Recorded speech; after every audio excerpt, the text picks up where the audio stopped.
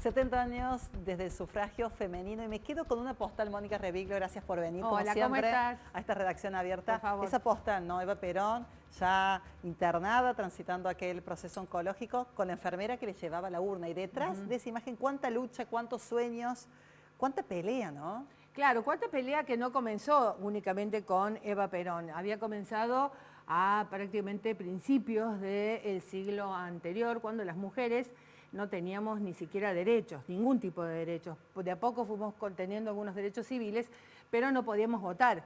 Y te doy una anécdota, por ejemplo, para que veas de que esto tenía que ver también con el movimiento sufragista, el movimiento sufragista que ya venía desde fin en 1890, más o menos, ya había comenzado fuertemente en Europa y también en Estados Unidos.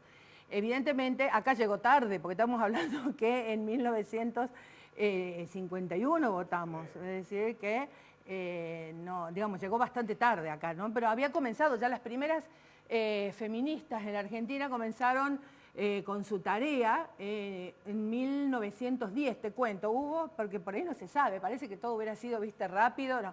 En 1910 hubo un Congreso Internacional Feminista en la Argentina.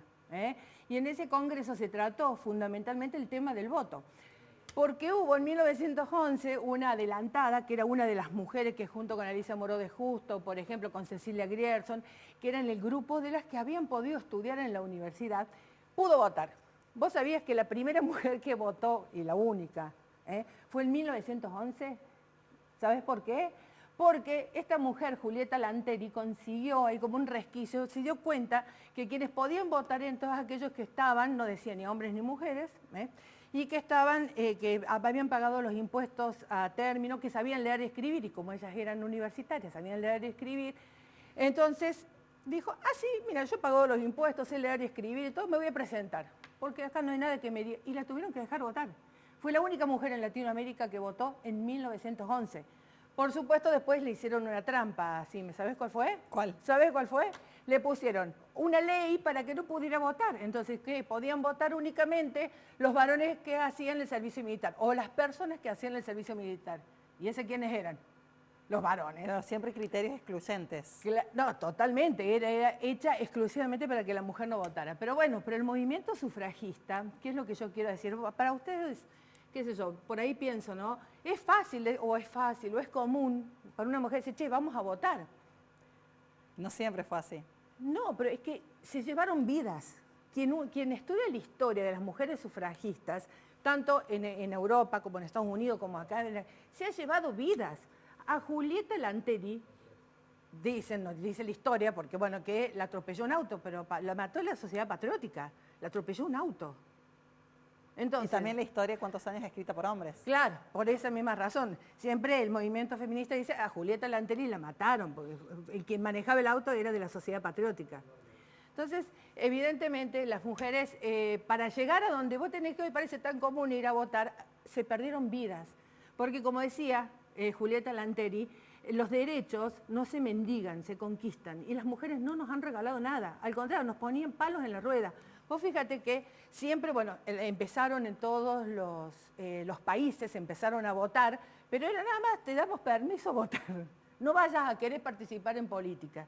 Y acá tuvimos que escuchar algo terrible, que fue cuando se aprobó la ley, de un diputado de la Nación que dijo que él era médico y que tenía pruebas de que las mujeres teníamos el cerebro más chico que el hombre. Entonces no estábamos en condiciones de poder ejercer la política. Fíjate las cosas que hemos tenido que aguantar.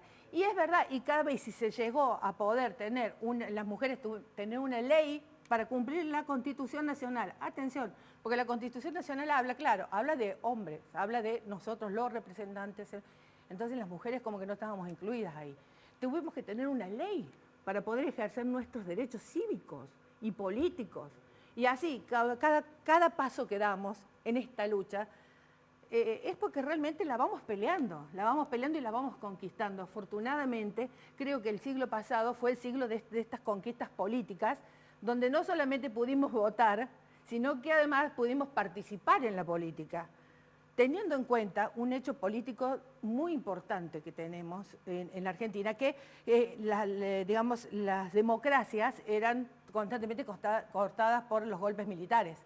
Entonces, bueno, lográbamos una ley, venía el Estado... Claro, no se continuaban los procesos y pienso, ¿no? Estos derechos cívicos y además el crecimiento en la participación. Pensar que tuvimos una mujer presidenta, hoy es vice, la participación a partir de los cupos, no obstante participación y todo lo que falta todavía, ¿no? Por supuesto, faltan muchísimas cosas. Y todavía hay, creo que yo soy una de las que ven los vasos medio llenos, ¿no? Y cuando uno estudia y puede ver la historia de todas estas mujeres fantásticas que la pelearon de una manera tan en contra de todo, en contra de toda la sociedad, que no les importaba nada porque tenían la convicción. Cuando uno dice eso, a ver, muchas piensan por ahí, yo no soy feminista, pero no es necesario llamarse feminista cuando vos peleás por los derechos que tenés como ciudadana de un país, que no es distinto al del ciudadano, que son exactamente iguales y que no hay que hacer tantas leyes para poder definitivamente tener esos derechos que nos da la Constitución Nacional. Perfecto, bueno, y fue uno. Claro, bueno, te agradezco muchísimo por venir. Por favor. Cuando vayamos a sufragar, a votar, está bueno tener esta referencia, ¿no? Recordar a esas mujeres que dejaron su vida, que lucharon por un derecho que hoy estamos disfrutando y nos permite elegir efectivamente a quienes queremos que nos representen. En esta ocasión, para el Congreso de la Nación y en otras oportunidades donde también participamos. Muchísimas gracias, Moni. Impecable toda esta recorrida histórica para valorar lo conseguido y para cuidarlo, ¿no? Para saber, porque muchas veces no se sabe esto. Claro, y si sabemos, lo valoramos. Exactamente. Muchísimas gracias, Moni, compañera de los CSRT. Y nosotros nos vamos al corte, el último de esta redacción abierta. Ya venimos.